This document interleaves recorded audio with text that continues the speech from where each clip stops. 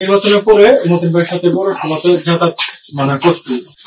এর মধ্যে আমি জানতে পারি যে পৌরসভাতে আপনার একটা চাকরির নিয়োগ হবে।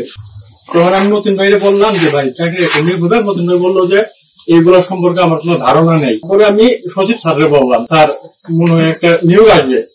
তখন সচিব স্যার বললো যে হ্যাঁ একটা নিয়োগ আসবে, কিন্তু এটা আনতে অনেক দেরি হবে এবং কি অনেক টাকা খরচের ব্যাপার আছে, বিনিময়ে আমার টাকা দিতে হবে। পরে বললাম কিরকম টাকা?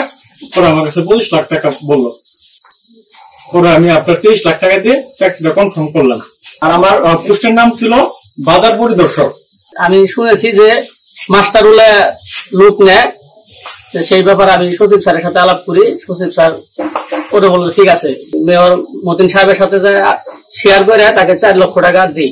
সচিব স্যারের কাছে টাকা চাইতে গেলে এখন সে আজ না কাল ওদিন সেদিন বলে আমার এই ঘোরা। সে আমার কাছ থেকে নিয়োগের কথা বলে 14 লক্ষ টাকা নিয়েছে।